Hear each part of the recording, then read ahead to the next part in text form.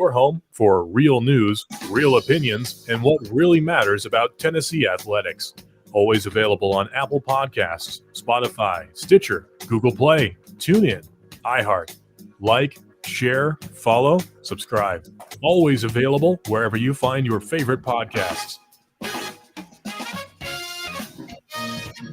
Loaded up on the program today. A couple of clips from Cooper Mays and Jacob Warren looking back on the LSU game. Then we'll put a bow on that one. Looking forward to Tennessee, Alabama.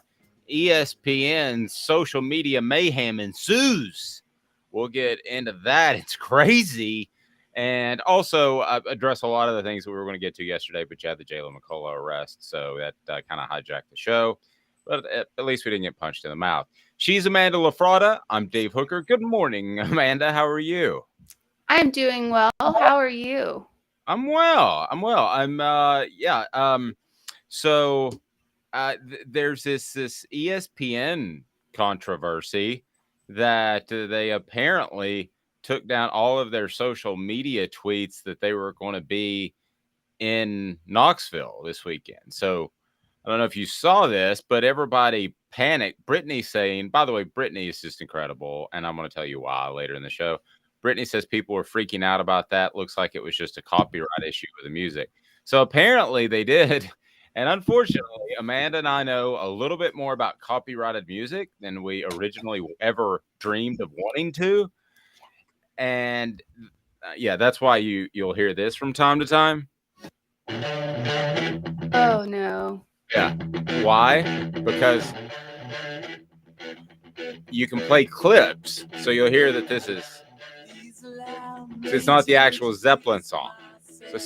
So we've learned a lot about copyright issues, and apparently Kirk Herbstreit has as well. So with copyright issues, or somebody from ESPN did. Yeah. So all of those tweets had to be taken down. So it's apparently a copyright issue. You can read more about it on offthehooksports.com. So everybody's still coming. Everything's cool. Everything's kosher. The balls are going to show up, and so is ESPN, and so is SEC Nation. So only the fourth time in a regular season game that both will be there. And at a regular season game, ESPN Nation and College Gameday will be there. So they usually split those things up. So, Amanda, I want to go back to a conversation we had. You said that the Big Ten was better off in their TV deal with Fox and CBS. I think you're seeing the ESPN machine, and you and I have discussed privately issues with their politics. I had issues with them as an employer, but they still carry an awful lot of weight. I don't see social media being a buzz about where Fox Sports is going to be, but I'm not in those Big Ten circles, so maybe I'm wrong. I think it's not really where Fox is going to be or whoever's going to be. It's what's the best game. I mean, really, what's the best game? And hands down, this is the best game. I know we have Ohio State and Penn State, but really that is just waiting for the shoe to drop on CJ Stroud's Heisman campaign. Let's be honest here. That's what we're all tuned in to watch. Do I think Penn State's going to upset Ohio State? No, I don't think anyone really feels that way. But I do feel like we're going to watch CJ Stroud go meh in the Heisman race because he's actually playing someone. So I mean, we'll see. Right now, he's like has a 60% chance of winning the Heisman, which seems insano to me. So like, subscribe, and share, comment below, and more people can become aware of what we do every weekday at 8:30. Brittany said someone on their social media team probably got an earful at ESPN. Yes, I would imagine that was the case. Do you imagine intern? And even Tennessee has responded and really they not only deleted all the tweets, but they kind of just went dark. So for a few hours, everybody's wondering, has something happened? And so Kirk Herbstreit took it to himself to tweet out that, hey, we will be there. ESPN College Gameday will be there. So everything's fine. But I mean, I don't know why ESPN didn't delete the tweets and then tweet something else out that didn't have copyright issues. Like I can't figure that out. But Do it at 2:00 in the morning. That's a good point. I don't. I don't know what the copyright issues are, but you would think ESPN would have that figured out. There's probably somebody making well into the 6 digits that's in charge of things like that, and you really don't want to mess that up. I don't know. Maybe they let an intern do it. There is that period where you give an intern a little bit more room to grow and a little bit more responsibility. It doesn't always go well. I had one intern that I took with me to Bristol Motor Speedway, and I was covering the race there for the News Sentinel. And I said, I'll be there around 10.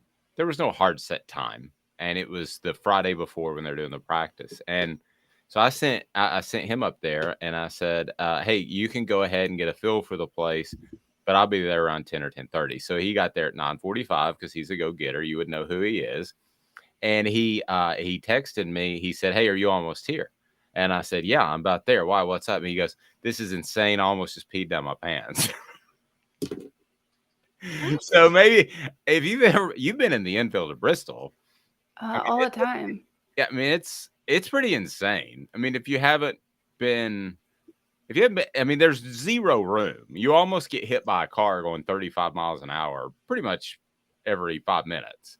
So if you don't know where to go, he was, let's just say, very, very nervous and scared and openly honest about the fact that he was in over his head. So I was like, dude, I'll be right there. And so maybe this ESPN social media guy, maybe he got a little much and it was a little too much. So let's get to the down and dirty at 30. It's brought to you by Honeybee Coffee. Why 30? Because we start each and every show weekdays at 8:30 Eastern time. So wherever you're listening, we love for you to take part live. But if you're listening and recorded, that's where we are. So set your clock and your reminders because we love visiting with you. And the down and dirty at 30 is brought to you by Honeybee Coffee. Tell me about Honeybee Coffee, Amanda. It's just darn good. How simple is that? I mean, it is really good coffee. But it's made with the top 5% of beans in the world, not even like just the nation, in the world. So it says a lot to what they're doing at Honeybee, especially, when you can't get good products or you can't get homemade stuff or, you can't get anything local. Honeybee is the place to go for coffee. Just hands down. It is absolutely fantastic. I love it. We will have a Try It Again Tuesday as well coming up, and I've already got mine selected. Tennessee coach Josh Heupel addressed 2 absences right after we went off the air yesterday that occurred during the LSU game during his weekly press conference on Monday. Talking about Gerald Mincey, just said he wasn't available. Now, that opened the door kind of, I don't think he meant to say it like this. I don't think he wanted to say it was a left shoulder, right knee, or whatever. I think he just wanted to say he wasn't available.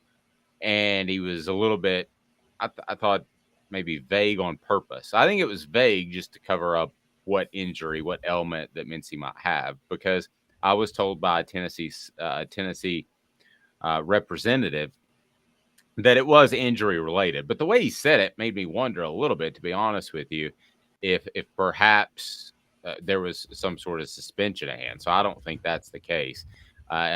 So that looks like an injury.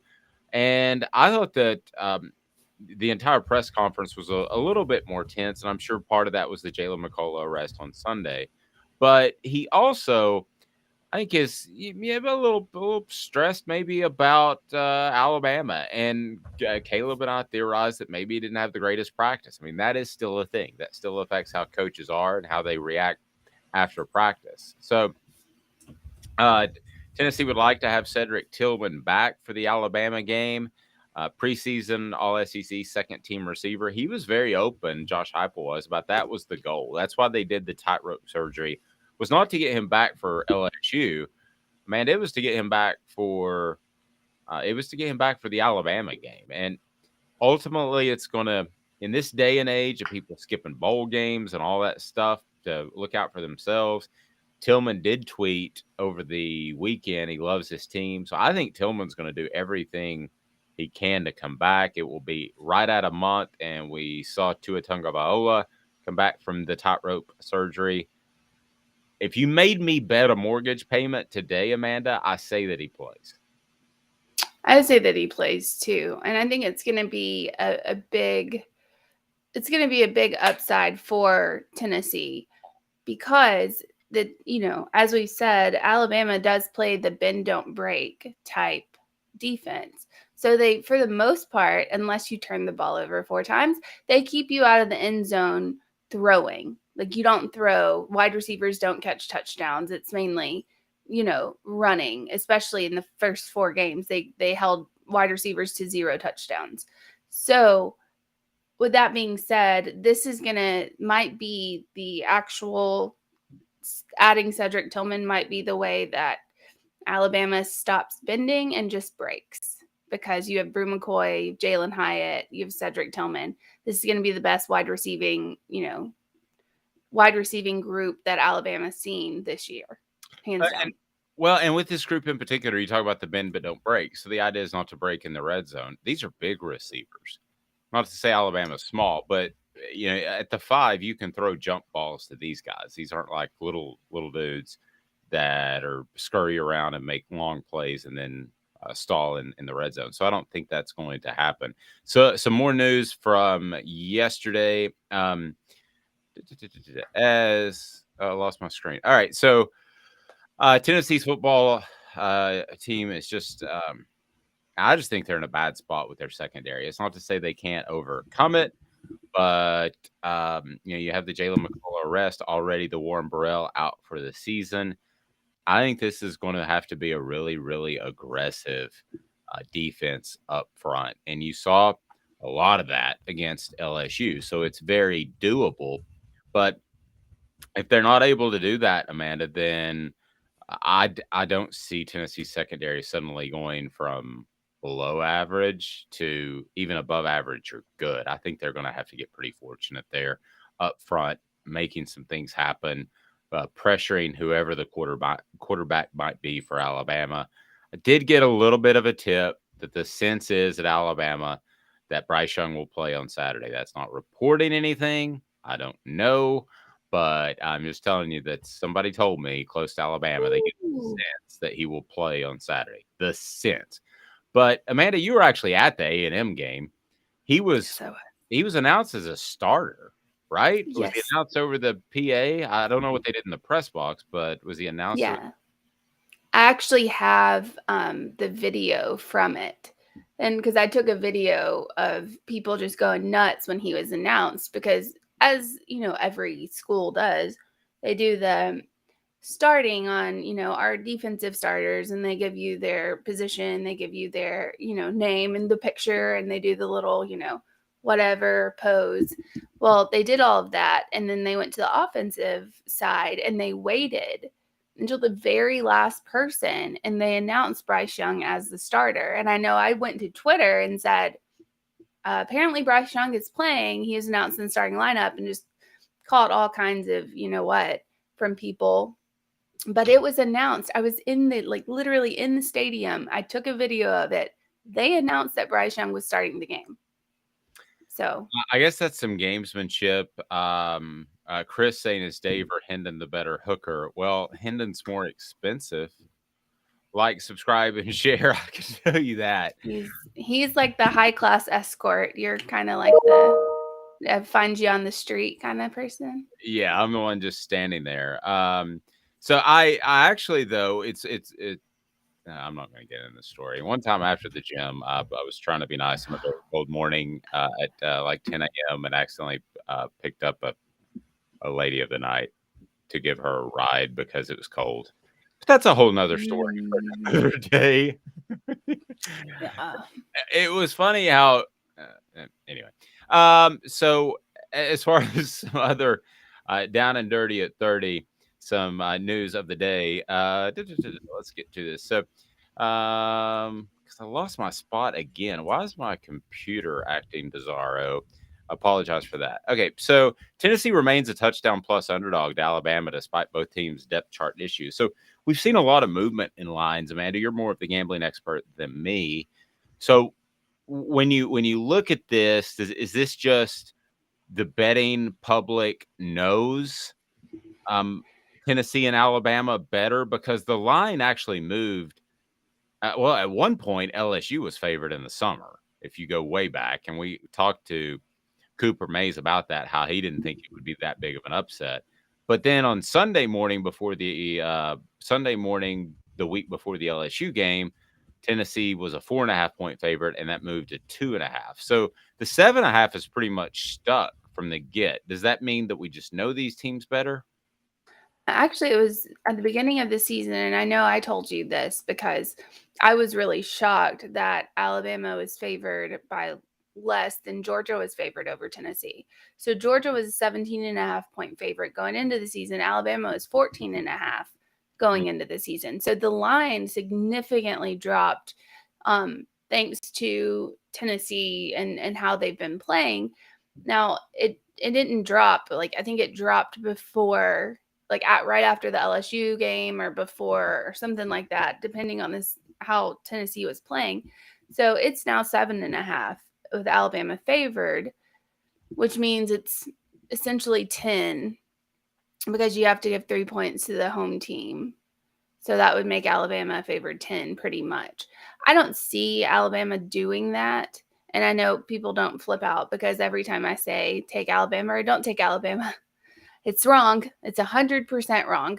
But I don't see Alabama, especially if Bryce Young doesn't play. That's going to be the key. If Bryce Young is not able to go on Saturday for Alabama, you don't have to worry about your secondary. You don't have to worry about it at all because Jalen Milroe cannot throw the ball. He can't do it. He can't hit wide receivers wide open. He can't do it. It would bottom line. Bizarre. It would be bizarre in Tennessee's first 3 games if they faced 3 quarterbacks. Now, they allowed Anthony Richardson to look good, but 3 quarterbacks that are limited from an arm standpoint. That would be absolutely bizarre if that were the case. So get more of your thoughts on the message board. Congratulations to a couple of Tennessee football players that won weekly awards. The SEC Special Teams Player of the Week was Chase McGrath, Tennessee's kicker, 4 of 5 field goals. The only one he missed was a 50-yarder, which is certainly understandable. And then you had Byron Young, no surprise, as SEC Defensive Lineman of the Week by the league office. And, to be quite frank with you, I thought he would be the overall Defensive Player of the Week. So that surprises me just a little bit that he wasn't the Player of the Week. But ultimately, I think people are aware of Tennessee. You talked about the lines have moved since the preseason. They're not going to sneak up on anybody anymore. Those days are over, and that's a good thing. Now that doesn't affect you against Alabama because Alabama knows Tennessee and Tennessee knows Alabama, but there's probably going to be a game in the next year or two that Tennessee shows up and doesn't play their best game against a lesser opponent and has to struggle a little bit. That happens with a better team because people are going to get up to play Tennessee, but that's good news to me. That's not anything bad. So kudos to the Vols. And one other thing I want to say about Hendon Hooker that we didn't get to bring up. Did you notice the Condridge Holloway shirt that he was wearing yesterday, or he was wearing immediately after the game against LSU?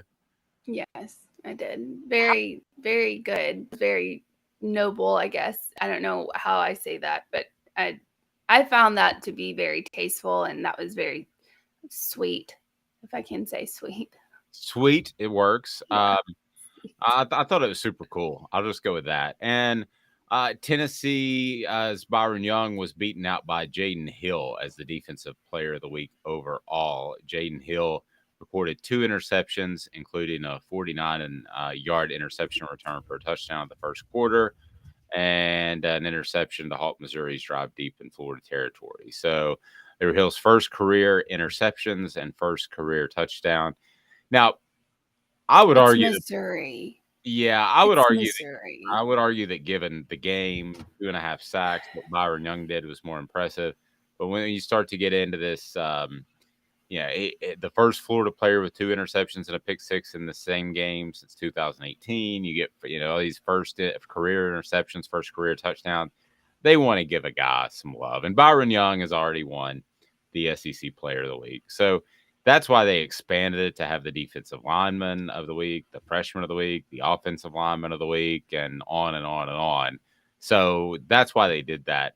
Everybody's favorite, Will Rogers, who has been a topic of conversation on this program because Chris Landry said he thought Will Rogers was a better overall thrower, threw for 395 yards and 31 completions. So he's a heck of a player. I mean, I know people get sensitive about the whole concept of somebody being better than Hendon Hooker because he's your guy. But look at it this way. Look at it from a totally different perspective. And this video is on our YouTube channel, a breakdown. Brittany says the shirt was awesome about Condridge. I agree. Look at the breakdown of Nico Iamaleava that is on our YouTube channel that Chris Landry and I did Friday. And Hendon Hooker is doing a fantastic job, but schematically, this Tennessee offense gets people open. It does. Okay.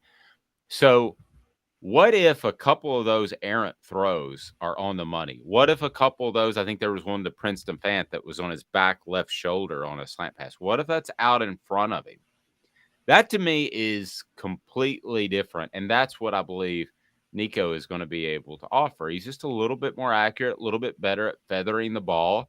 And I think Tennessee's in great shape, but I think their offense can be significantly better. So when they get a guy who's a slightly better thrower, and it sounds like I'm ripping Hendon Hooker, Amanda, I'm not. No, not at all. He throws the best deep ball, in my opinion, in college football. He's a great runner. His accuracy at times struggles in the intermediate stuff. Nobody's perfect. No, everybody has something. I mean, you can look at, I'll just give Bryce Young from Alabama as a Heisman Trophy winner. He's a Heisman Trophy winner, and he won't run. I mean, he's running a little bit more, this season, but then we see him get, tackled and sprain his shoulder and all that stuff. But I mean, that's what you can say about Bryce Young is that he's not very good at scrambling, getting away from, the defense. If he has to throw, if he doesn't see somebody open and the offensive line doesn't hold him back, he's done for. So, that's your Heisman Trophy winner. So everybody has something that is not the best. It's just how it goes. Last year when he won the Heisman Trophy and I voted for him, I thought that there were times that he should have just run, that he should have just taken off where he held on to the ball too long. And you'll rarely hear me say that because you want to keep your eyes downfield. Kevin the Bacon said, I will say if Hendon Hooker was quarterback at Alabama, he's probably a Heisman front runner. I'll double down on that, Kevin. I'll say if he's at Ohio State or Alabama, he's the Heisman front runner. If I was at Ohio State, I would be the Heisman frontrunner. Literally, all you have to do is just air it out and let one of your giant wide receivers go out there and catch the ball. Ohio, that's what I cannot stand about this whole CJ Stroud's the best thing ever. We see this all the time with Ohio State quarterbacks. Every single year. Oh, he's so good. Oh, he's this. Oh, he's that. They get into the NFL and they fall flat on their face. Because they're not that good. They just have really good receivers and they play against really crap teams. So I'm sorry. That's just really how it goes. I don't understand all the hype around, CJ Stroud is, the next best thing since I don't know who. No, it's put somebody else, put their and I don't wish anybody to get hurt, but maybe he has the flu one day. Put their backup quarterback in there, you're going to see the same thing. Exactly the same thing.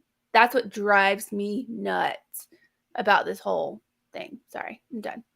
Yep. Rant over. So I talked to Cooper, and think about today's tough question and what direction you want to go, because I'm wide open. And I talked to Cooper Mays, bringing this from our YouTube channel, and I asked Cooper Mays way back in July about being picked as an upset special, a potential upset special at LSU. And I still remember the look on Cooper's face. He kind of goes, huh? Like, that's an upset? Did you see them last year? And Tennessee ended up being the favorite. But at the time, man, I want to say they were 6.5-point underdogs going to LSU. Now that's in July. Is that number sound about right to you? It was something along those. I think it was like 4.5. It was more than a field goal. I remember that. It may have been 4.5. So we start with this, and then we get into how the game began, and that was the opening kickoff return that LSU, of course, fumbled. Muffed is technically the issue, the term you should use. But Cooper, he's just gold. He's so funny. And I worked with his dad back in the day. This is how old I am. His dad was the same way, just matter of fact, funny. So Cooper has gone through a couple of rebuilds with Josh Heupel, with Jeremy Pruitt. So he knows what that's like. And to go out there in a big game, he's seen bad things happen and really change the tenor of a game that Tennessee was trying to get things turned around. And so here's Cooper.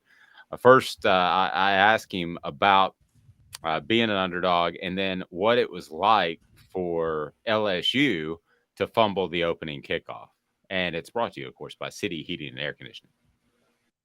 That's awesome. You were. So, and then you've been a part of, what, 2 rebuilds under Josh Heupel and a guy that we'll just talk about some other time. So I'm curious, Brian Kelly's there, and I think Brian Kelly's a really good coach, but there's oftentimes a culture change that has to happen. So when you go out there in a big game and you fumble the opening kickoff and maybe your psyche's a little bit fragile already, how do you think that affects the team? Oh, man, I mean, that really does suck. You know what I'm saying? Like, this really does suck. That really does suck. Like, oh, What an intuitive response. That was my favorite headline. So I asked Jacob Warren about the same play. And if he could, notice I used the word empathize, not sympathize, but if he could empathize with which the difference is you feel sorry and sympathize. Empathize, you understand the emotions. Well, you should sympathize with LSU this past week. Everyone should sympathize. He didn't feel sorry for them, but I asked him about that start. He's been through those sorts of things before. Here's Jacob Warren, brought to you by Vassy Lawn and Garden. A team that is in a rebuilding mode, in a transition period. Goodness knows you've been there, twice. And right. So when that happens, I mean, I'm sure you can empathize. That's got to be a gut punch to their psyche. Yeah. Really unfortunate for them. I hate it for them. I really do. I said empathize, not sympathize. Not sympathize. There you go. Yeah. No, it's it was obviously unfortunate for them. You know, we're trying to go deep right, and the wind kind of catches that ball and just kind of hangs it up in the air for too long, and the kid ends up muffing it. And shout out Will Brooks. He's one of my good friends, and made a play on the ball, did a good job keeping his legs and his knees in bounds and recovered it. And that's the most exciting thing, right? Because they won the coin toss. They decided to take the ball. So it's like, all right, defense got to go out and get a stop, whatever. And you're immediately able to steal a possession, right? That's what it is. Like, you stole a possession. They did not get their first one. We're essentially starting the game with the ball, and we get the ball at halftime. That's kind of what goes through your head. So on the offensive side, you're sitting on the bench like, all right, let's go defense. Like, let's start this game off, whatever. And then, like, it's all exciting. Everybody gets up and starts running down the field. And they're like, all right, everybody calm down. Let's go actually score, right? We got the ball on the 30-yard line. We actually have to go put it in. So, plays like that are crazy. And sure, yeah, very unfortunate for LSU, for that kid. That's too bad. It is funny to me that Jacob laughed at me about the question. I think that is funny because that's what you don't get out of press conferences nowadays, because you don't have the opportunity for any interaction, and they're so stiff and nervous. They're speaking in front of a bunch of 40-year-old dudes. And he just laughed at me. You know, when I asked that question, he just He just laughed at me and I don't know. I thought that was rather fun. I liked how he just kept calling him that kid. He was like, "Oh, I felt bad for that kid." I'm like, "You're like the same age." Andy Mason, but Jacob's getting up there. I mean, Hendon Hooker, the second oldest player in the SEC, starting quarterback in the nation, I believe, other than Stetson Bennett. I mean, some of these guys, because of the COVID year, are like 38 years old. Andy Mason is my realtor. He should be yours. The Andy Mason Group is a team of passionate, knowledgeable real estate agents with elite realty, over 38 years combined experience in the industry. I made the mistake of not going with Andy Mason one time because I didn't know he was in real estate. I will never make that mistake again. The tenets are quite simple of his business, and that is the best prices, the best service. How about that? Andy Mason Real Estate.com. Your comments, Caleb Calhoun, coming up next. Give me 2 minutes. I'll give you the world off the hook sports. Gary Viles here. I want to personally invite you to North Knoxville's newest sports bar and restaurant. It's Big Orange Phillies, located in Black Oak Center. And yes, folks, it's happening in Halls. Big Orange Phillies offers family-friendly environment with homemade meals and the best deli-style subs around. Billiards, darts, jukebox, shuffleboard, and cornhole, and a full bar. We also offer valet parking on weekends and during special events. We even have a covered back patio. It's happening at Big Orange Phillies. We want, we need, and we appreciate your business. Hi, Mike Davis here with City Heating and Air, reminding you to always dare to compare. Our team provides quality local heating and air service, installation, and maintenance across East Tennessee.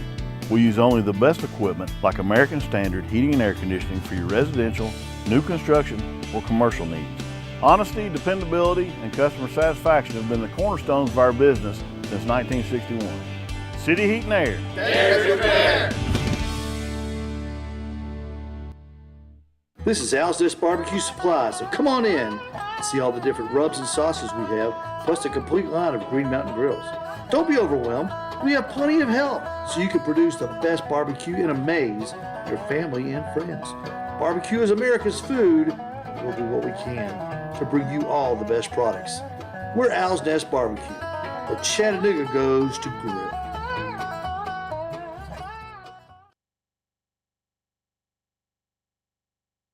Do you want to own the more that owns every job? Then get to Vassey Lawn and Garden in Cleveland and get you a Toro. I'm David Vassey, here to talk to you about Toro.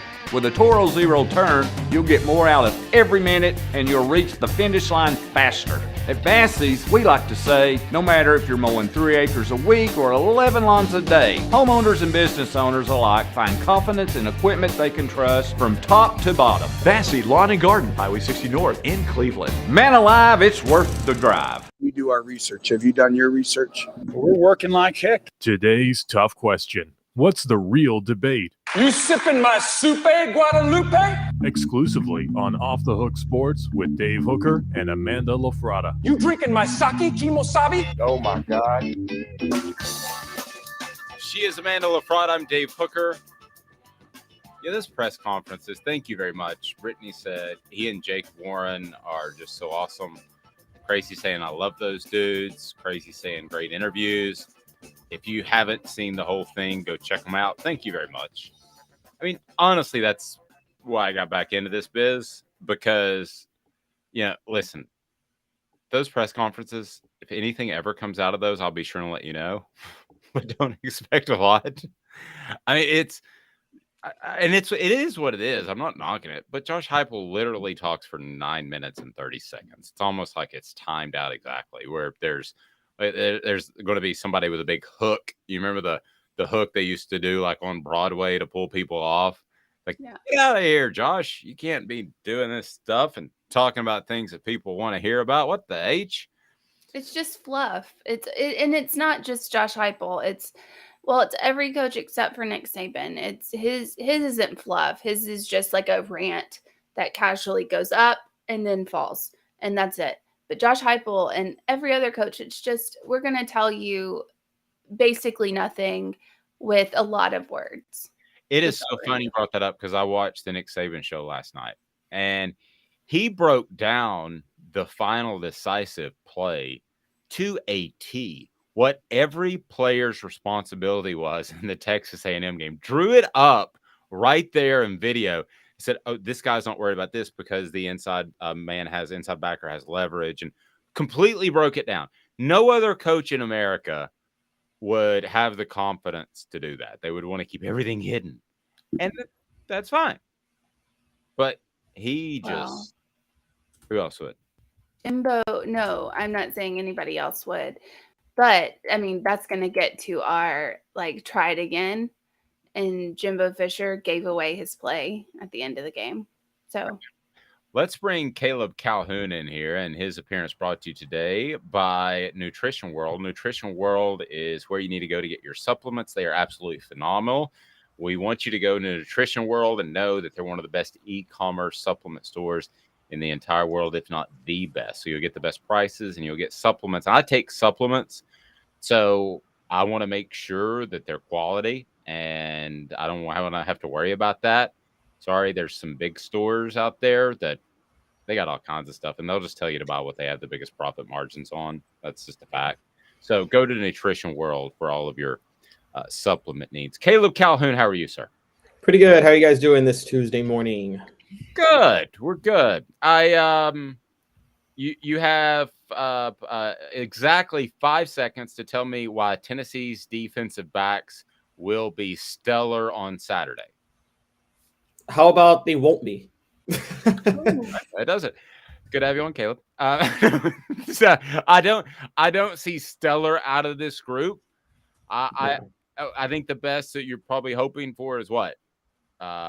B-, but it's ultimately, and Caleb wrote about this, I think it's going to be on Tennessee's defensive front to bring some pressure and be able to offset a secondary that was woeful to begin and has lost a couple of players now in Burrell and McCullough. Yeah, it's in trouble now. I've talked about this in the past, but Warren Burrell and Jalen McCullough they're not going to win any All-American awards, but they were both, I would say, just relatively mediocre as the top cornerback and the strong safety, but mediocre is better than what it could be. I mean, I think a lot of people forget where Tennessee is right now.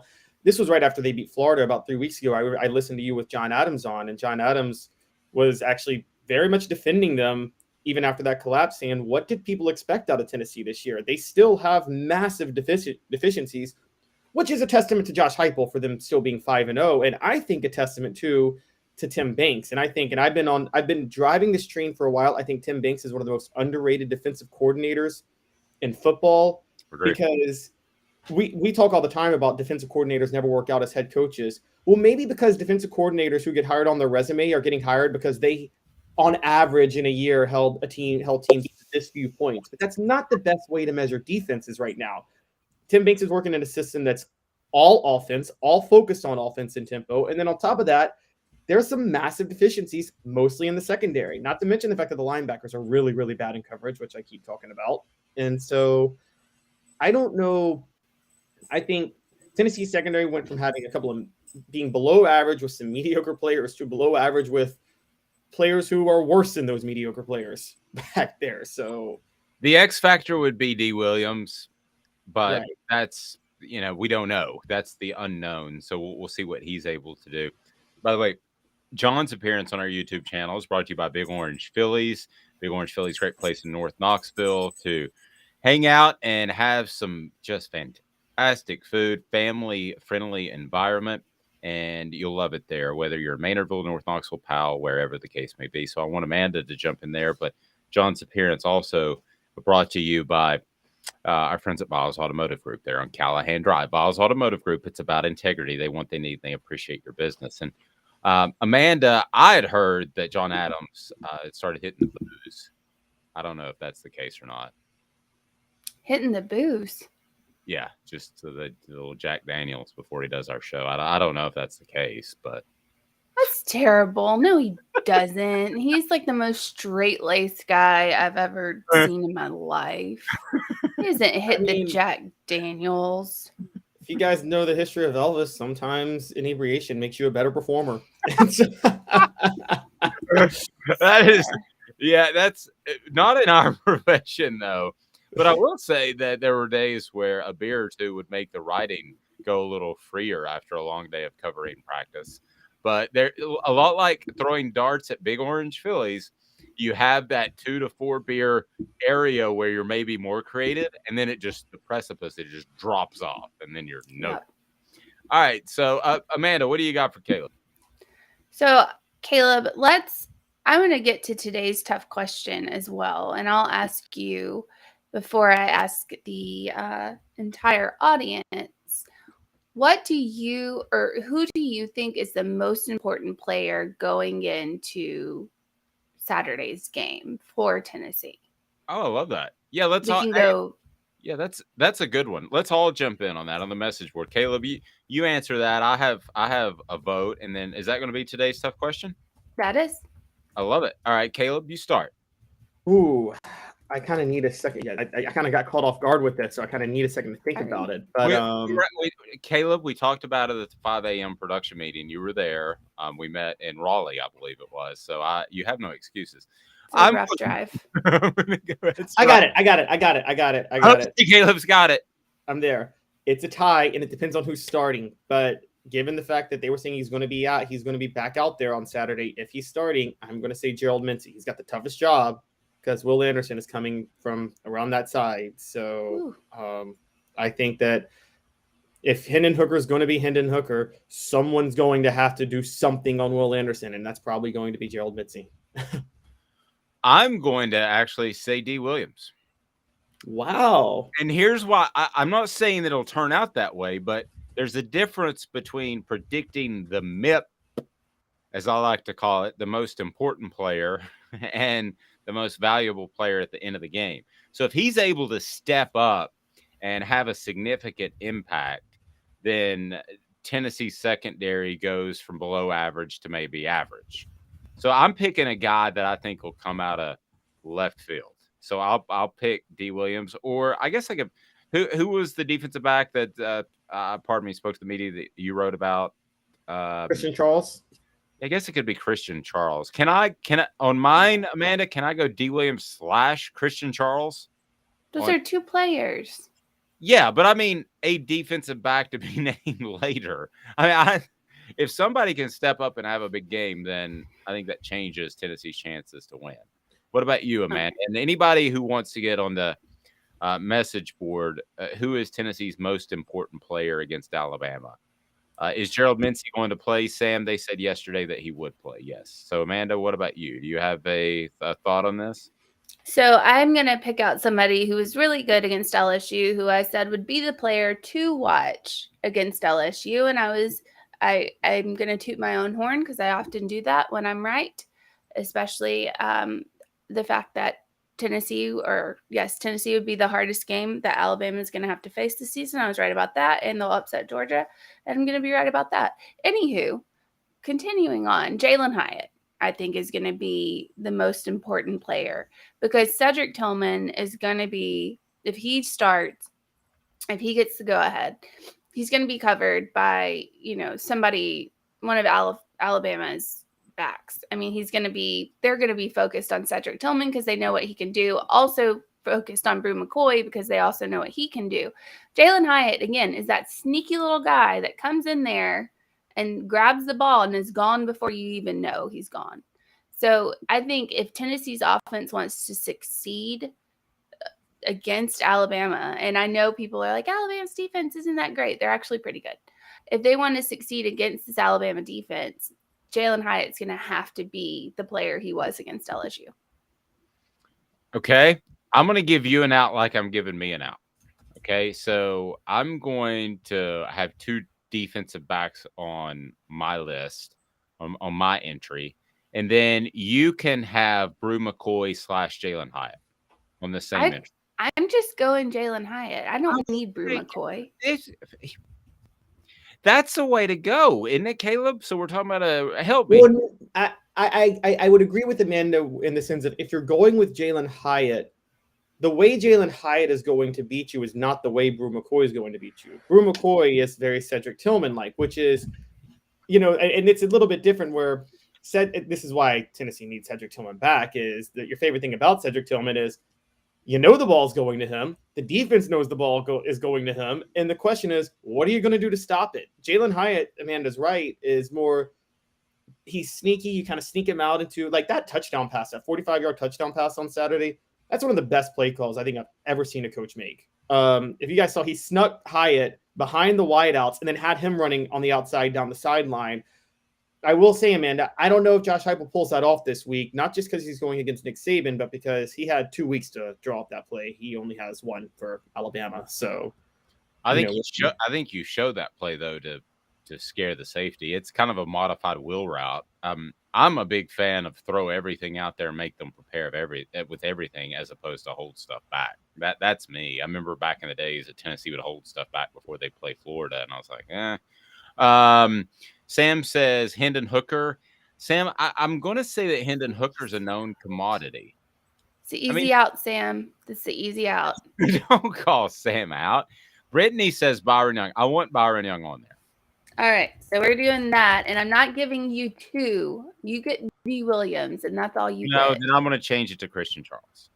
Okay. So who's the most important player for Tennessee this weekend? We have Christian Charles, Byron Young, and again, we're taking into account that some of these are known commodities. Okay, so Hendon Hooker's a known commodity. He's not going to go out there and just wet the bed. Do you want me to just say unknown then?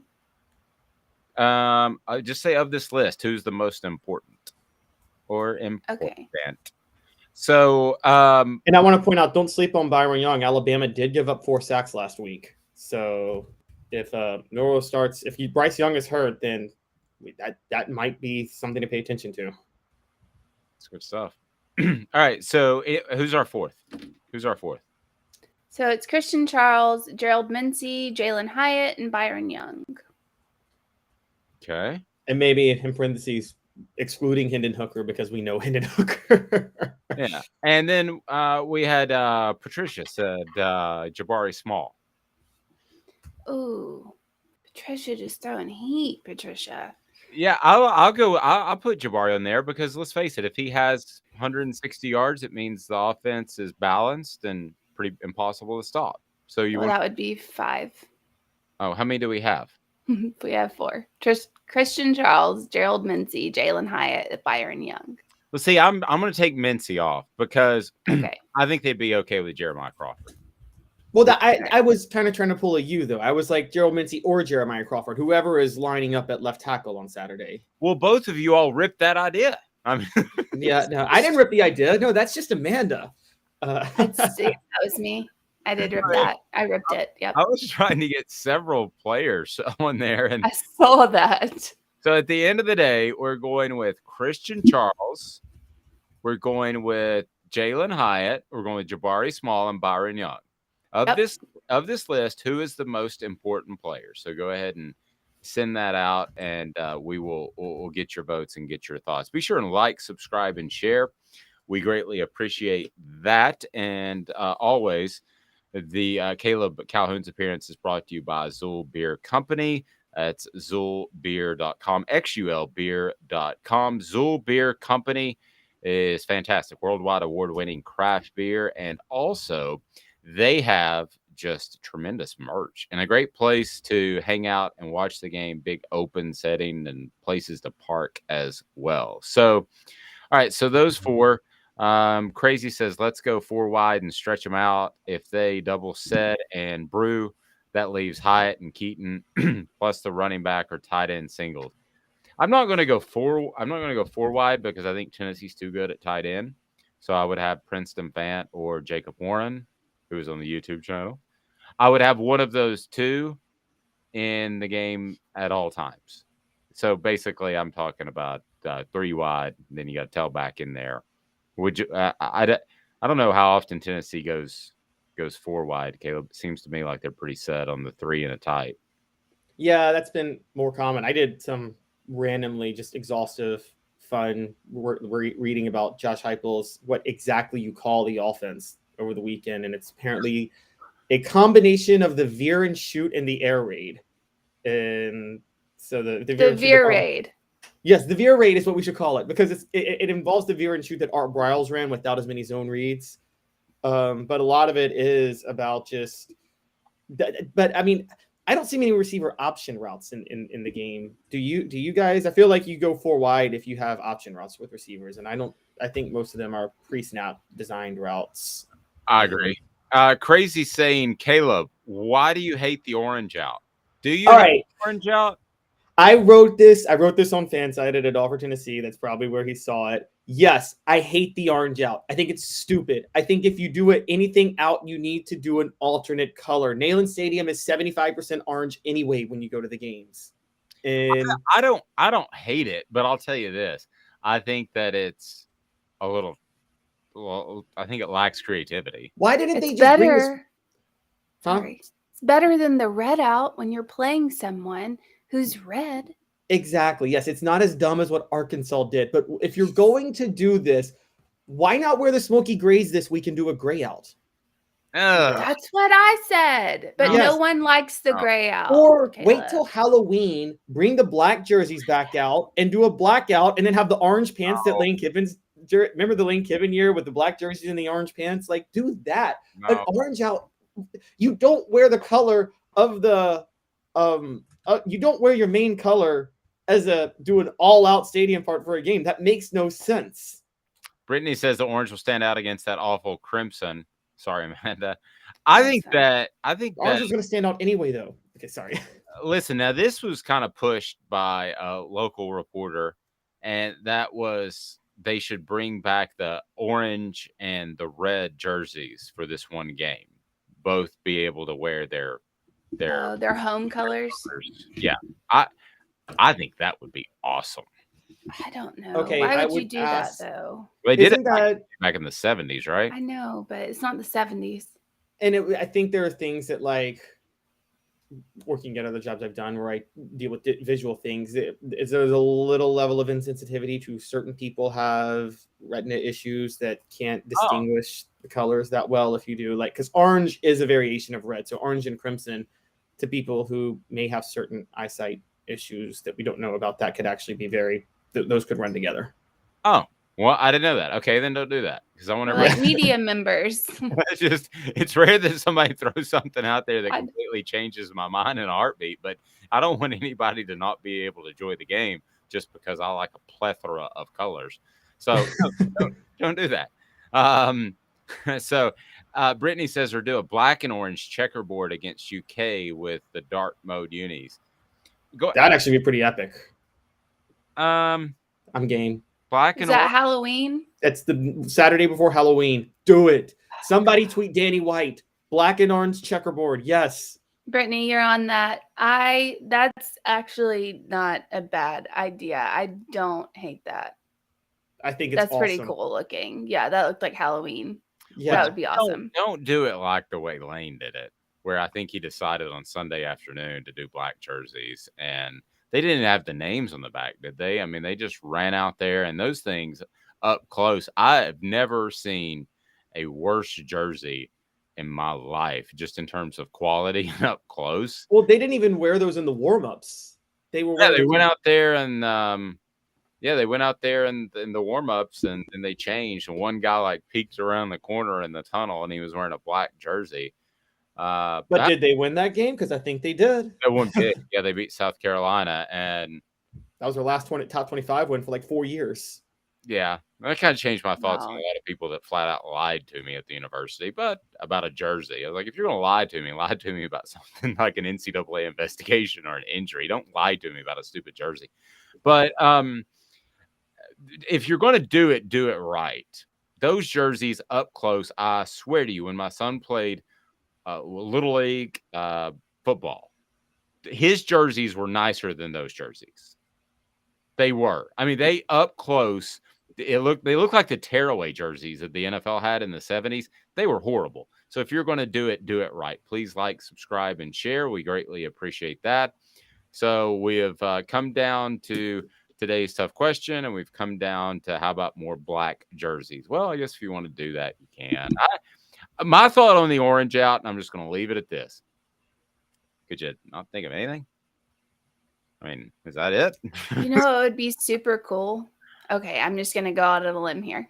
What would be super cool is if everybody did orange, except for certain sections did black, and it looked like pumpkin.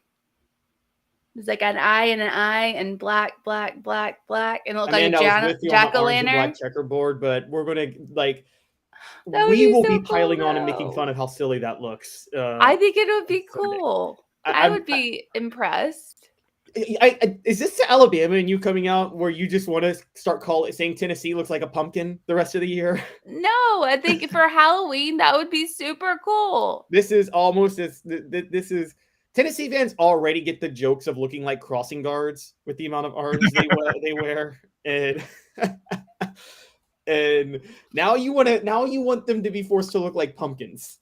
It would be cool just from an aerial view, like Halloween. It would be cool if it But most looked of the like a game is not going to be pumpkin. shown from an aerial view. I know, but still be cool. That's all I'm saying. It would still be cool. Would you have some people wear green, like the green stem of a pumpkin? No, why would you do that? That's dumb. I think you're right. You know what? At this point, let's just have old William Shatner mask, spray paint it white, cut the eyes. That was the original Michael Myers mask for the first Halloween. And everybody wear that with the black and orange checkerboard. Make it really scary. All right, I'm gonna hook somebody up with. fun. I'm gonna hook somebody up with a gift certificate to Craft Treats for the Chill Pills if they can tell me what William Shatner connection is out there that has to do with me and Tennessee football. Can I get to today's tough question from yesterday? We had a pretty big response, and But I'm just in the meantime, what connection do I have to William Shatner other than I'm giving them time. Right. Other than I sold like $3 million worth of Pedigo e-bikes across the nation, and he is an endorser for Pedigo. But okay, but there's a connection. So what connection is it? Brittany says she just tweeted Danny White, but doubt it will go anywhere. Tag me. I'll tweet him. Wait, I love Brittany's suggestion. Rashawn Golden as the guest picker. Rashawn Golden was the guy who flipped off the fans on that pick six during Butch Jones's last year. Like, do it. Yes, bring Rashawn Golden. Tennessee lost 42-7. Yes, that flip off should have been directed at Butch Jones. Okay. Yes, but agreed. Still. Yeah, how about they just go ahead and add who was the guy around in second in the Supers, or was it the regionals? I believe. Oh, the one that the baseball player, the Tennessee baseball player. I can't remember. Oh, was it Jordan Beck? It wasn't Jordan Beck. No, it was Jordan. We don't want to lay the one finger salute on the wrong person. But yeah, you're right. It have both those guys up and say, wait to see what happens to the break. Does anybody know the connection to William Shatner? I was going to give the input on the thing while people thought about it or maybe Googled it. Okay, I'm just going to tell you the connection to William Shatner if you want to win something from Craft Treats. And what you want to win is the Chill Pills. The Chill Pills are fantastic. I'm gonna let that lay out there for just a little bit longer. How about that? Okay. If you can connect, you're both space brains, Orange Blood said. Probably. But if you can connect William Shatner to this Tennessee football program and me individually, think of maybe a part that he played at one point. Amanda was on vacation when we pulled out the theme song to this. I remember this. Okay. And you were right, Caleb. It was Jordan Beck. Yes. Oh, I was right. Okay. Right. So what was today's tough question yesterday? And where did that end up?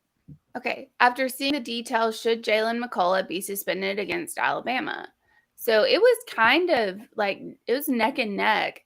It was 30 or 36% no, but still not good.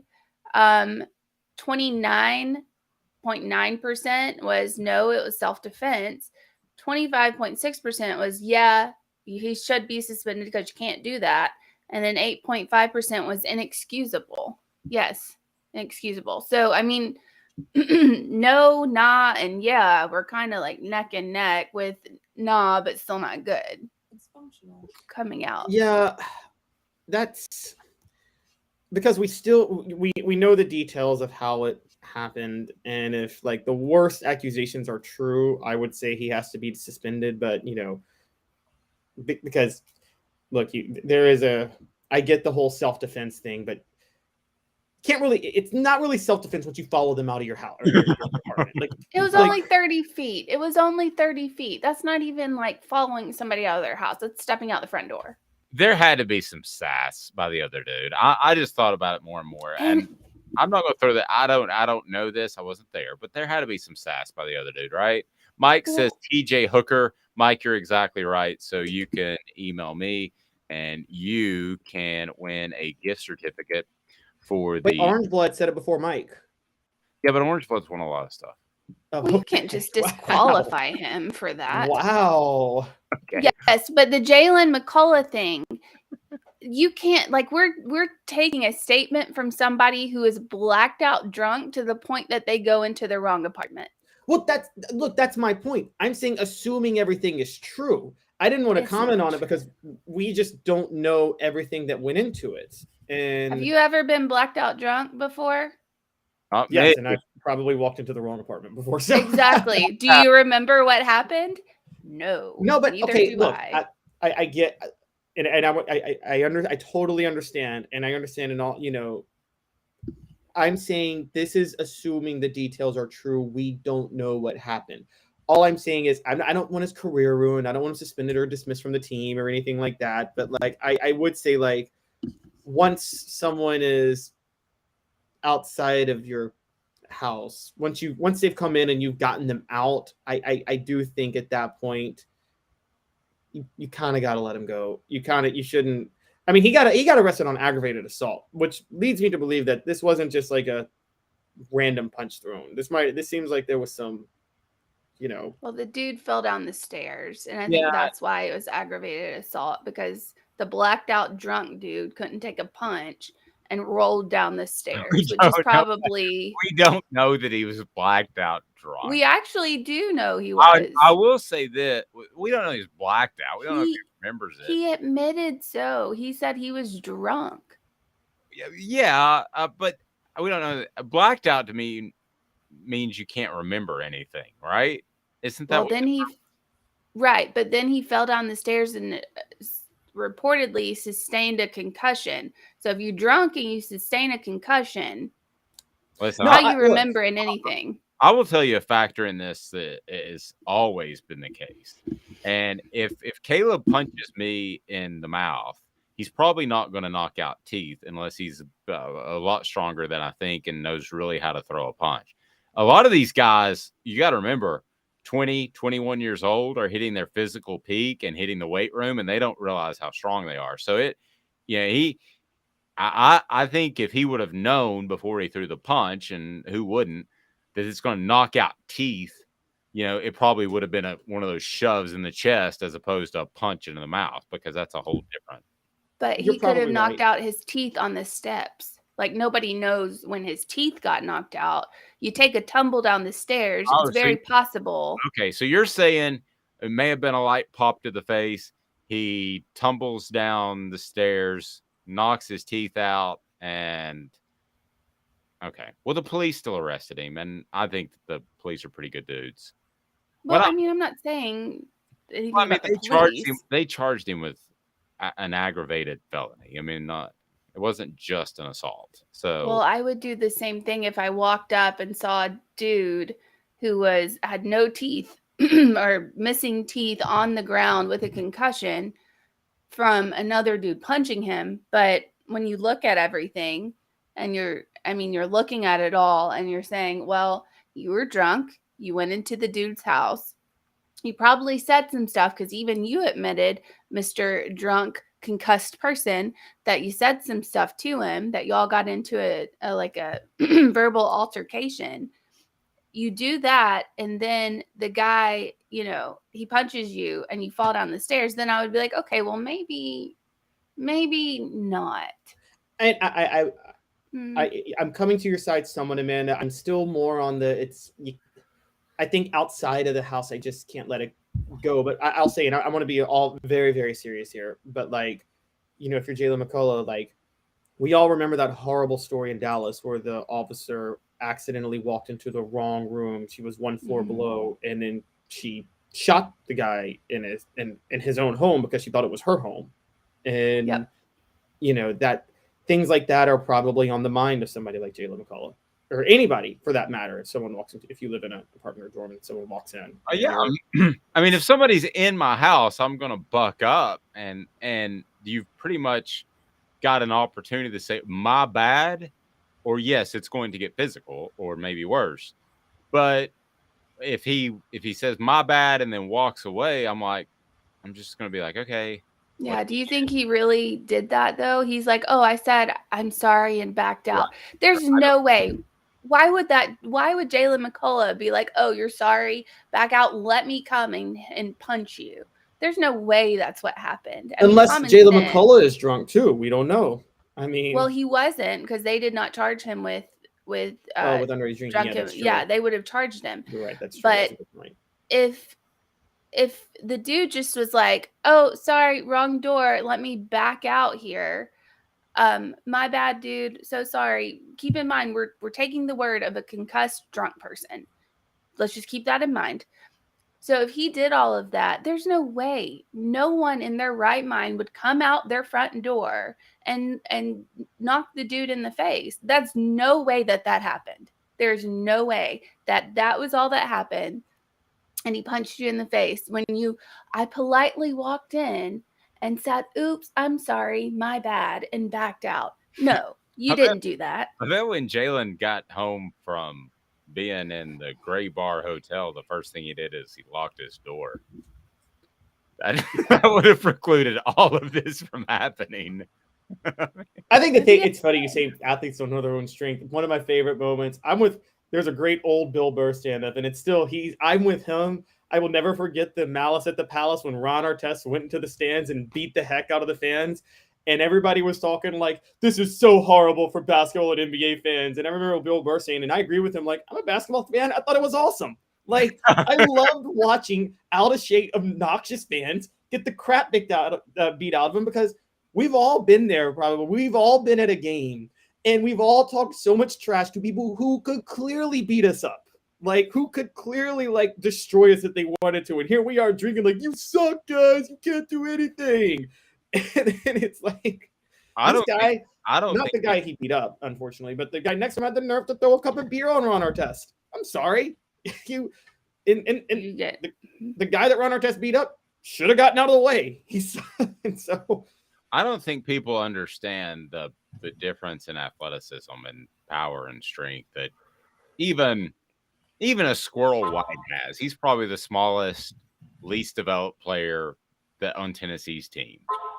But non-kickers, sorry, Chase McGrath, could beat the bleep out of most people walking the face of the earth in college football. And Wisconsin's kicker could beat the bleep out of most people because he's jacked all to crap. Yeah, and he wouldn't get in trouble because nobody knows who in the world he is. Be like, some guy beat me up. Isn't that the same with Missouri's kicker too?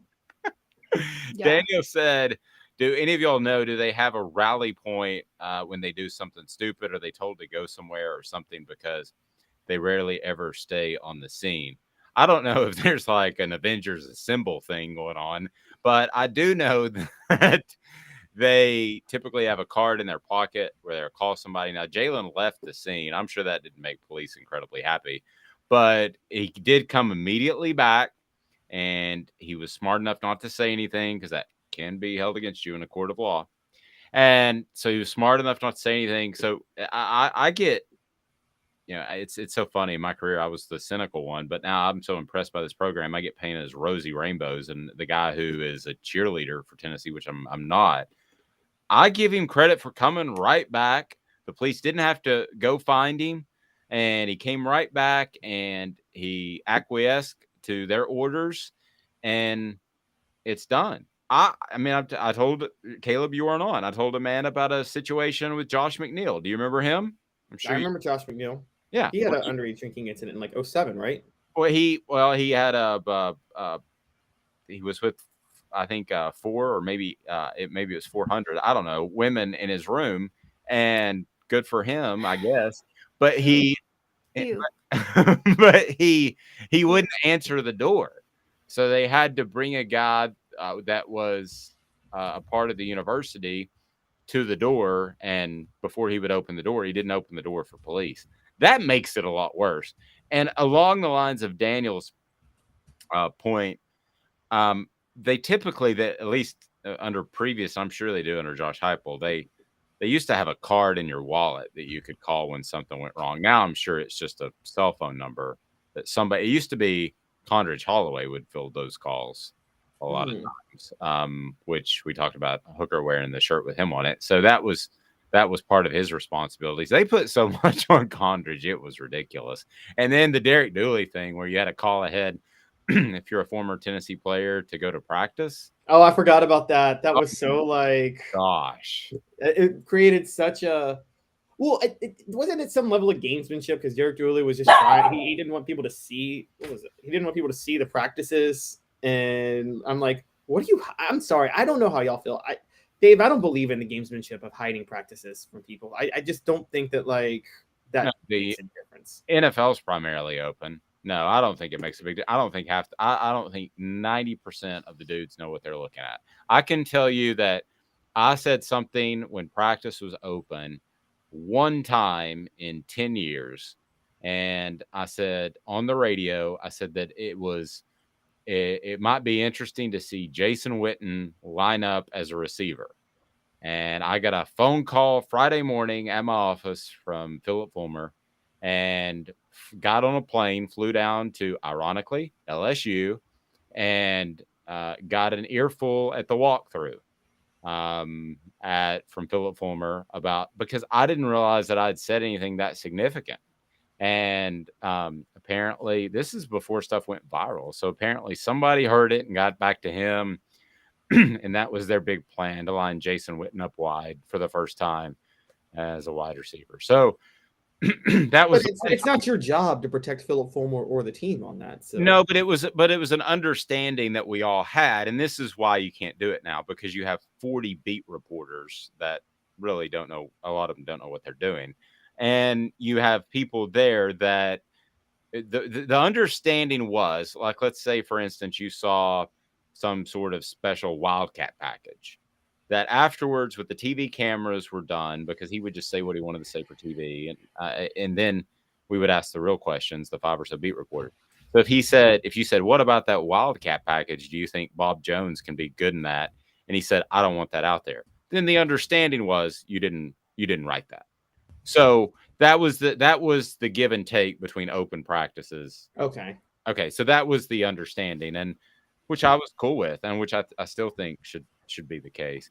Robert says, I tell you my version, but Amanda is more likely correct. He was so drunk he did not know where he even was. If I had to guess, the dude walked into the apartment and they got into a fight. No, in the apartment. No, they didn't. That was outside. That was according to the police report that he was. Yes, but that's according just to what the one guy said. The only person that talked was the dude. So we have no idea what happened in the apartment. We have no clue. No one else has been talked to. No one else has been asked, or at least not anybody else who's reported the story. There's not another side. This is just coming from the drunk guy with the concussion. That's all I'm saying. We remember AJ Johnson. You remember that whole thing where everyone said he was guilty. He did this. He got kicked off the team. His career went, into the 4-year delayed NFL crapper. career. Exactly. And what ended up happening? He wasn't actually guilty. He was never guilty. And I get that this guy has a punch in the mouth or whatever, but you don't know what happened in that apartment. No one knows.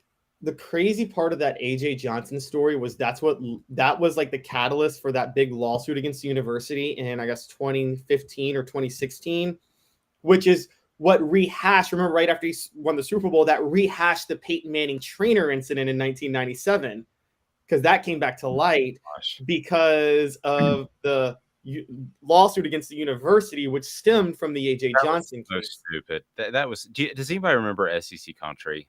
Does anybody remember that? Yes, I remember that. Okay, so I for a while on the side while I was hosting a radio show, I wrote for SEC Country, and they called me, and they were so stupid. And I would tell them to their face, they were just stupid. And I said, this has all been reported in 1998.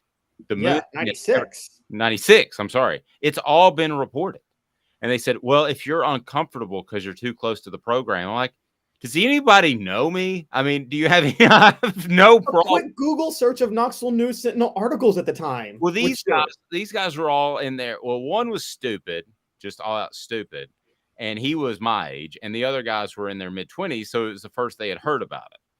So it was a big monster deal to them. Peyton Manning, oh my gosh, because he's still playing the NFL. Mooney, oh my gosh, did he sit on her and all this stuff? And it's just like, oh my gosh. And nobody understood that because it was a resue in 2003, and that's when she brought all the more disturbing details. But again, you throw everything you can at a lawsuit, and then Peyton Manning settled. And the reason he settled, like, I'm sure if he thought that those details were going to come back out, he'd have fought it in court because he probably would have won. Well, that was Peyton Manning's fault because he included a reference to her in the book. So yeah, which was a dumb thing to do. Yeah, when they came when they came to the first settlement, they were both supposed to keep their mouths shut. So Peyton Manning is the one that opened it up the second time with his book. Pedigo Chattanooga, locally owned store where you'll be treated like family. The region's foremost electric bike experts. They put their hearts into helping you find the perfect electric bike and get the most out of it for many years to come. You've got to check them out. If you order an e-bike just online, I am going to go ahead and tell you that you're not going to have service if you need it, and you're getting an inferior product. So I tell you who would get to the bottom of this. Again, Pedigo Chattanooga. TJ Hooker would get to the bottom of this. Oh, and also I want to point out in Amanda's fence too, you're right, and it is one-sided, and you guys are both right. That's because Jalen McCullough is not talking, and he shouldn't talk without a lawyer present, because I will say my friend is a defense attorney, and he's like, I don't care how innocent you are, you don't say a word without a lawyer. Thank you. That's what I said. Did you hear the audio? What the other guy said? No, I haven't heard the audio. Yeah, the audio was a Was it really? So the drunk concussed person? No, because he got punched in the mouth. It was a joke. Oh, I thought it was because he was drunk and concussed. No, it was a joke. He didn't. It was like the cheeseburger thing. All I got's a cheeseburger. You remember that, right? The new Keith Richardson and oh my gosh, yes. That was the greatest quote ever. All I got's a cheeseburger. What was in the mind of New Keith Richardson that night? And I forget the other ones who were involved. There was New Keith and the other defensive back. His name escapes me. Amanda, this was Lane Kiffin's recruit, rising star receiver recruit, and decided one day it'd be funny to go commit an armed robbery on a gas station. New Keith Richardson, by the way, still the only player that I've seen straddle a punt, and he did it twice. He let a punt go between his legs, which if it touches him, it's live, right? He let a punt go between his legs, not once, but twice in a month. That's pretty amazing. That is. He's also the guy that Lane Kiffin got in trouble for when he went to public war with Urban Meyer. It was over recruiting New Keith Richardson, which is hilarious because then 6 months into Lane Kiffin's tenure, New Keith Richardson is dismissed from the team. The 2009 Tennessee signing class, more felons than 5 stars. One of the wildest, but that year was a vibe, man. Yeah, that year was pretty groovy. Yeah. I didn't even do cardio back then because Lane always used to jog from the practice field to his office. So I had to jog with him in order to get any sort of quote. It was a surreal year. And I guess that would have been, that was the 2009 class. And they had Bryce Brown in there, and I had a lot of dudes. But Jansen Jackson is serving time in the California penal facility for murdering his mother's boyfriend. But other than that, wait till the 2008 stats come from the Florida team. Oh, those are all right. Those are worse. Those are worse. I was writing for the Daily Beacon at the time in 2007. And Dave, you probably remember this more than I do. Remember how gross it was, how much that Urban Meyer hid behind Tim Tebow's public spectacle of Christianity to pretend that he was running a good program? Yeah. There was one good dude on that team, and the rest of them were just, I don't want to say the rest of them, but the vast majority of the other ones were just thugs. And it's funny because there's an instance where there's it's like a joke. Tim Tebow, Riley Cooper, and Aaron Hernandez walk into a bar. That's it. That's the joke. There's no punchline. That's the punchline. It's all wrapped into one. Yes. All wrapped into one. Caleb, we'll have great stuff from you. We look forward to that on offthehooksports.com. Keep up the great work, and we'll talk to you soon. All right. Have a good one, guys. Sure. I mean, there was a Bye, reason Caleb. Lane Kiffin was able to put together that sort of class. I mean, there was a reason, and it was because a lot of them had questionable character issues. That'll do it. Yeah. That'll do it. That was also the first signing day that I remember that drug on for weeks because he kept trying to get Bryce Brown to come. And there was a Jansen Jackson went a day late. The Mattress Place on Chapman Highway, 22 years on Chapman Highway, A+ accredited member of the Better Business Bureau, over 225 5-star reviews on Google. It is phenomenal. Huge selection of the flippable mattresses. But the bottom line is, they've got 30 to 70% off each and every day, and they're closer to downtown than you might think. That's the Mattress Place. Again, the Mattress Place. They are absolutely phenomenal. If you want to find them, and they're on Chapman Highway, very easy to find. You can go to their website, which is mymattressplace.com, mymattressplace.com. Please tell them that Off the Hook Sports sent you. Again, we only endorse people that we absolutely believe in. Orange Blood saying there's no chance this stuff doesn't happen at Tuscaloosa. The whole town is complicit. Look at Amanda's response that they cover stuff up in Tuscaloosa. I mean, I think everyone does to an extent. I think everyone did. I do think that Tennessee, because it's a bigger city, and Philip Fulmer made some members of the police department very angry at one point for some public comments he made questioning the police. I do think that Knoxville, there was more reported in Knoxville by the police, and now you have body cameras and all that stuff. So I don't think a lot's swept under the rug anymore. It might be, but somebody's going to lose their job if a police officer says, "Hey, you're Bob Jones, the star player in this town. We're going to let you roll," and he's like all flirty. I mean, Orange Blood, no. Like just in May of 2022, an Alabama player was arrested.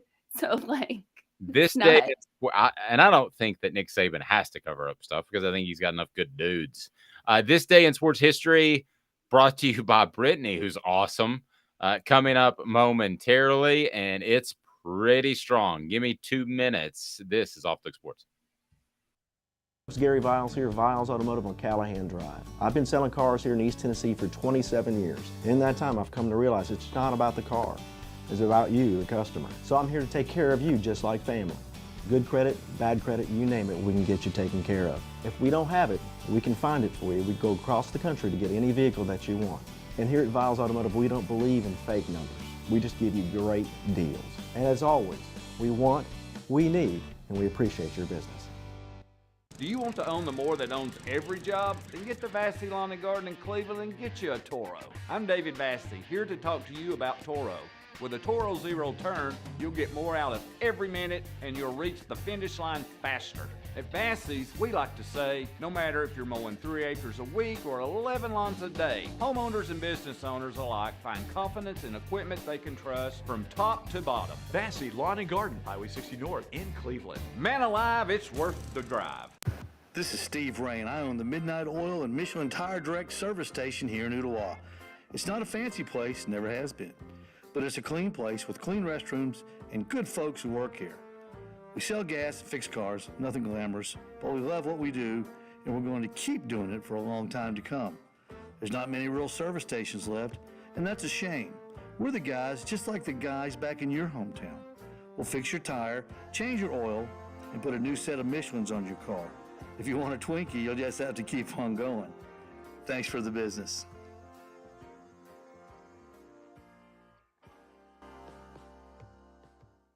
Hi, Mike Davis here with City Heating and Air, reminding you to always dare to compare.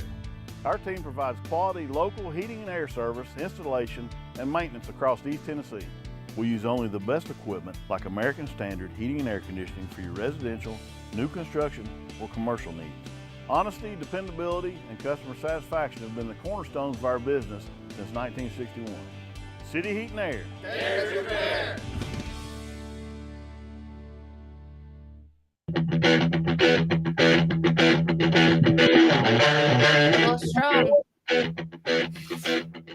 out of the box? A little much for you? Little much. Try It Again Tuesday, which we do each and every Tuesday, and I forgot to reference it, but Try It Again Tuesday was the kick returner for LSU. The opening kickoff, you're in a rebuilding, and that's why we played the clips earlier that were fantastic with Cooper Mays. Man, that has to suck. So that my wife's like, after I'm trying to clip these things, I can clip audio pretty well, but I struggle with video still. And I'm trying to pull these things. And after the 18th time hearing it, I'm still giggling laying in bed, editing this. And she's like, okay, it was funny, but it's not that funny. And I thought it was still funny. By the way, I think it's funny. Yes. Man, that has to suck. That has to suck. All right. So, what's your Try It Again Tuesday? So Alabama's defensive player, I can't remember his name at the moment, was asked. Makes it more difficult when you don't know who the player is that's on Try It Again Tuesday. No, it's because it doesn't have anything to do with him, really. Okay. But he was asked, is the guy that covered the Texas A&M wide receiver at the end of the game. And a lot of people are like, it's pass interference. The ball was way over his head. It was uncatchable. So you can't have a pass interference on an uncatchable ball. But continuing on, they were asked, you covered him really well. How did you know? Jimbo Fisher on the sideline was yelling the dude's last name, or the dude's first. He was yelling his name. It was, he kept going, Evans. Oh. Yeah, Evans. And the guy was like,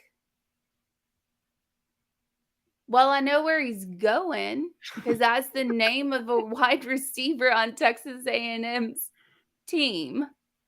So Jimbo Fisher over there just yelling out the name of where they're throwing the ball. So try it again, Jimbo. Try It Again Tuesday, brought to you by Owl's Nest Barbecue, the home of all the sauces and rubs you could possibly even dream of. It is right there. Owl's Nest Barbecue is phenomenal. And Owl's Nest Barbecue also has the Green Mountain Grills. Go tell them that Off the Hook Sports sent you, and Steve Ray will hook you up, because those grills are phenomenal. This day in sports history, it's now. And it's not turned up. Putting things in perspective, exclusively on Off the Hook Sports with Dave Hooker. You're so old. When you were a kid, rainbows were black and white. And Amanda LaFrada. New Kids on the Block just called. They wanted you as a backup dancer.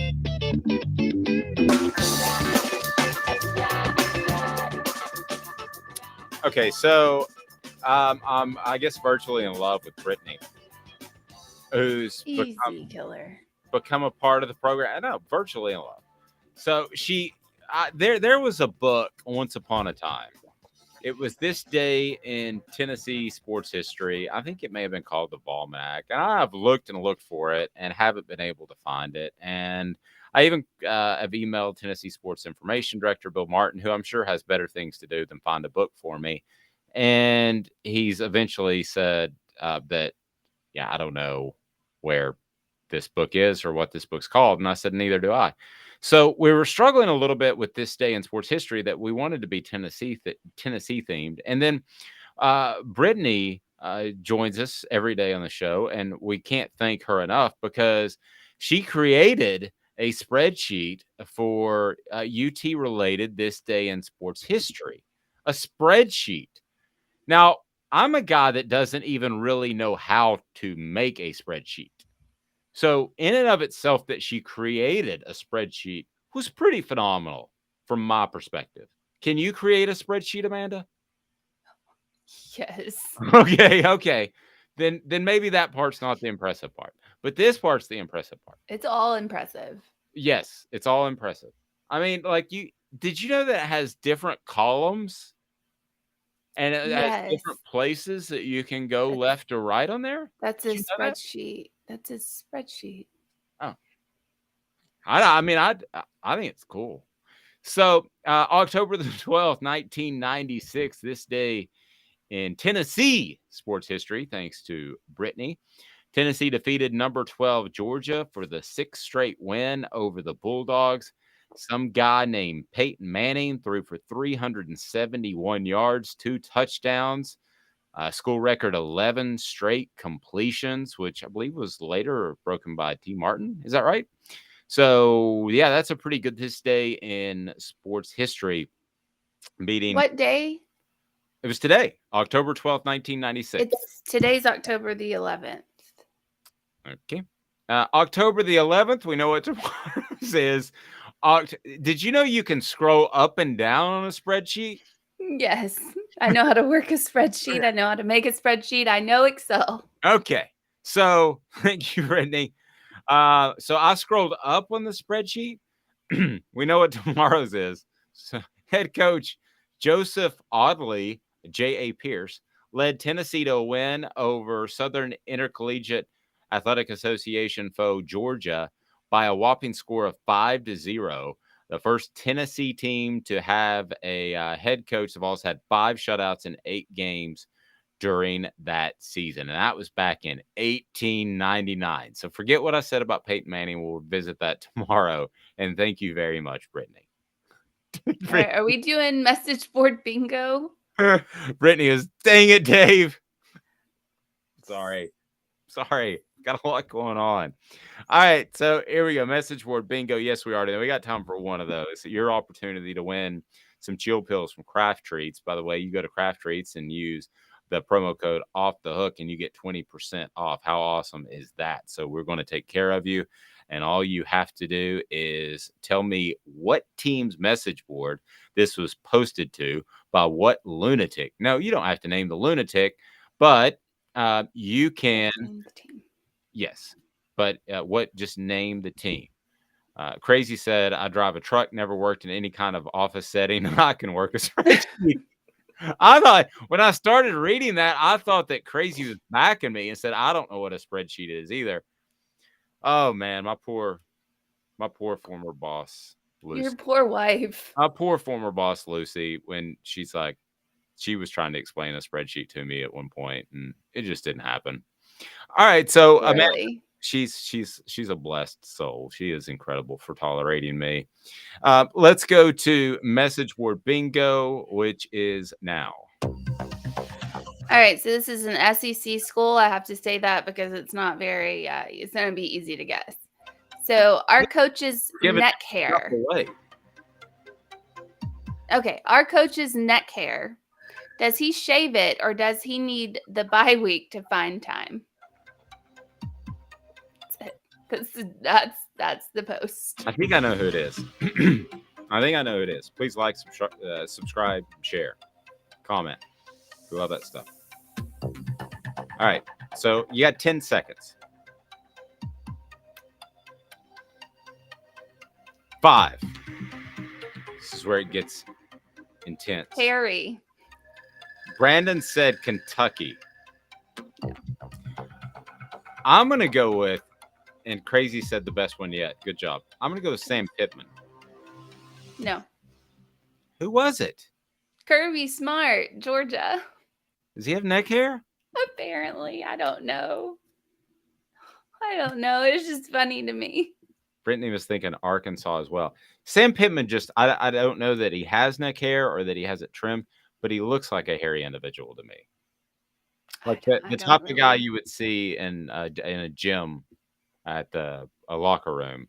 And Billy Napier is who looks hairy to me. I mean, he does. He just looks like he's hairy.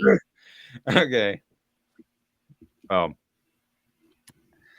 was around a former Tennessee quarterback one time and doing a media event, and he just decided to pull his shirt down and goes, "Look, to this random lady, I did some manscaping." It's like very surreal. Was he a former Tennessee quarterback at the time? Yes. Okay, I know who it is. You know the manscaping habits of former Tennessee quarterbacks? No, I can just guess who would be that stupid. Okay, have a fantastic day, everyone. Off the Hook Sports complete coverage of Tennessee when they meet with the media this afternoon. It is going to be extensive coverage that you can't get anywhere else without a subscription fee. How about that? OffTheHookSports.com. She's Amanda LaFrada.